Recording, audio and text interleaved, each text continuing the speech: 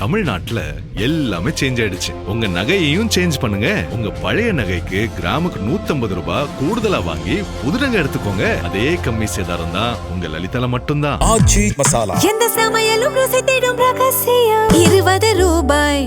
ஹாலிடேஸ்னாலே அது நம்ம GT Holidays தான். GT Holidays, South India's #1 travel brand. You know you are special when you're with GT Holidays.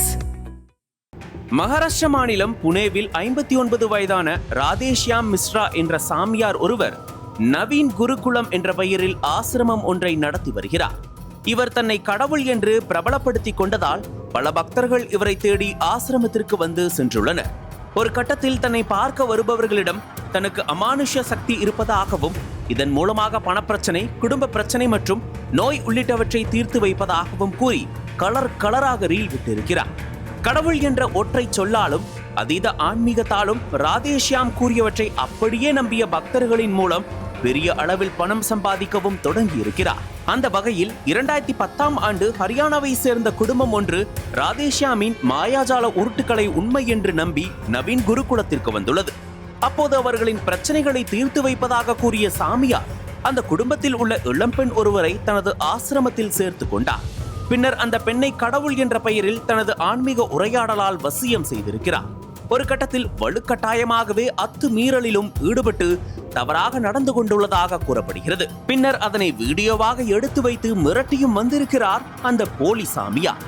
பல வருடங்களாக தொடர்ந்து இதுபோன்ற செயல்களில் ஈடுபட்டு வந்த அவர் உடல் ரீதியாகவும் மன ரீதியாகவும் தொல்லை கொடுத்து வந்துள்ளார். பின்னர் அந்த குடும்பத்தினரை புனேவில் குடியேற செய்த சாமியார் அப்பெண்ணை மிரட்டி நகை, பணம் மற்றும் சொத்துக்களை அபகரித்துள்ளதாக கூறப்படுகிறது. இந்நிலையில் அந்த ஆசிரமத்திலிருந்து தப்பி வந்த அந்த பெண் இது குறித்து புனே காவல் நிலையத்தில் புகார் அளித்தார். இது குறித்து வழக்கு பதிவு செய்த காவல்துறையினர் அந்த போலி சாமியார் மற்றும் அவரது உதவியாளர்கள் 7 பேரையும் கைது செய்தனர். மேலும் நீதிமன்றத்தில் ஆஜர்படுத்திய காவல்துறையினர் அவர்களை நீதிமன்ற காவலில் அடைத்துள்ளனர். 2010ஆம் ஆண்டு அந்த ஆசிரமத்தில் சேர்ந்த அந்த பெண்ணுக்கு தற்போது 41 வயதாகியுள்ளது. இந்நிலையில் இந்த ஆசிரமத்தை சோதனையிட்ட காவல்துறையினர் 12 லேப்டாப், 11 செல்போன், 19 ஹார்ட் டிஸ்குகள் மற்றும் ஏராளமான பென்டிரைவுகள் கைப்பற்றியுள்ளனர். மேலும் 15 லட்சம் மதிப்புள்ள நகைகள், 6.5 லட்சம் ரூபாய் பணம், ஏராளமான மாத்திரைகள் மற்றும் மருந்துகளையும் கைப்பற்றியுள்ளனர். ஏராளமான பெண்களின் வாழ்க்கையை போலி சாமியார் கபலீகரம் பண்ணி இருக்கலாம் என்று சந்தேகிக்கப்படுகிறது. ஆகையால் இது குறித்து காவல்துறையினர் தீவிர விசாரணை மேற்கொண்டு வருகின்றனர்.